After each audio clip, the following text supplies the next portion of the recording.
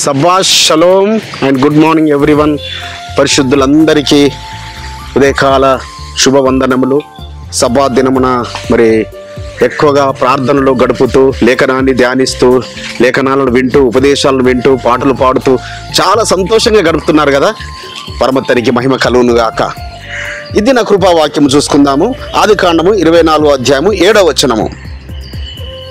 నా తండ్రి ఇంటి నుండి, నేను పుట్టిన దేశము నుండి నన్ను తెచ్చి నాతో మాట్లాడి, నీ సంతానమునకు ఈ దేశమును ఇచ్చేదనని ప్రమాణం చేసి నాతో చెప్పిన పరలోకపు ఎలోహిమగు యెహోవా తన దూతను నీకు ముందుగా పంపును. అక్కడ నుండి నీవు నా కుమారునికి భార్యను తీసుకుని వచ్చేదవు. అబ్రహాం గారి యొక్క పెద్ద దాసుడైన ఎలియాజర్ గారిని ఆయన పిలిచి, అయా నీవు నా బంధు దేశమునకు, నా బంధు ఇంటికి నువ్వు వెళ్ళాలి. ఆ మెసొపొతేమియా దేశమునకు వెళ్ళి అక్కడ నాహోర్ అనే పట్టణంలో నా బంధువులు ఉన్నారు, అక్కడికి వెళ్ళి నా కుమారునికి నీవు భార్యను తీసుకురావాలి. అయితే నీతో ఆ పరలోకపు తండ్రి దూత, సన్నిధి దూత నీకు తోడుగా ఉండి నడిపిస్తాడు అని చెబుతున్నాడు. చూడు, అబ్రహాం గారి యొక్క విశ్వాసం ఎంత గొప్పదో. అదేవిధంగా ఆ విశ్వాసంతోనే ఎలియాజర్ గారు వెళ్ళి ఆ గ్రామానికి చేరుకున్న తర్వాత ఆ ఊరు బయట ఉన్న బావి దగ్గర ఆయన మోకరించాడట. ఆయన మోకరించడమే కాదు, ఆయన దాసులందరినీ మోకరిల్లే చేశాడు.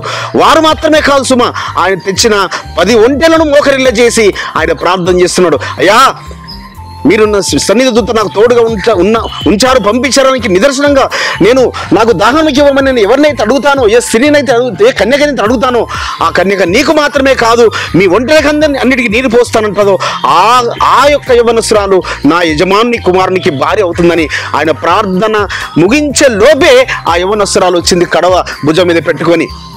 ఆమెనే రిబకమ్మ. సో ఆ రిబకాను అడిగాడు, అమ్మా నాకు కొన్ని దాహం నీరు తీస్తావా అంటే, నీకు మాత్రమే కాదయ్యా, మీ ఒంటెలన్నిటికీ, మీ దాసులందరికీ. సో ఒక్కొక్క ఒంటె దాదాపుగా 150 లీటర్లు వాటర్ తాగుతుంది. 150 లీటర్లు అనగా ఒక కడవలో 10 లీటర్లు పడతాయి. అంటే 15 సార్లు ఒక ఒంటె గురించి. అలా మరి 150 సార్లు ఆమె బావిలోకి దిగడము, ఎక్కడము, ఆ కడవతో నీరు పోయడం.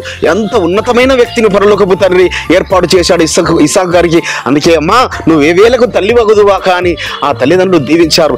నిజంగా ఆ బిడ్డను కన్నా, రిబకమ్మను కన్నా తల్లిదండ్రులు ధన్యులని చెప్పొచ్చు మనం. అలాంటి రిబకమ్మలు మనలో కూడా ఉన్నారు. అలాంటి వారు వారు దీవించబడిన వారుగా, ఆశీర్వదించబడిన వారుగా, ఇస్సాకుకు రిబకా వలె మన బిడ్డలు దీవించబడినట్లుగా అట్టి కృప పరమ తండ్రి మనకు అనుగ్రహించునుగాక. ప్రార్థన చేసుకుందాం. పరిశుద్ధుడైన తండ్రి, అవును ఆయన, మీ సన్నిధి దూత తోడుగా ఉంటే బలమైన కార్యములు చేస్తాము, అద్భుత కార్యములు మా జీవితాల్లో జరుగుతాయి నాయన.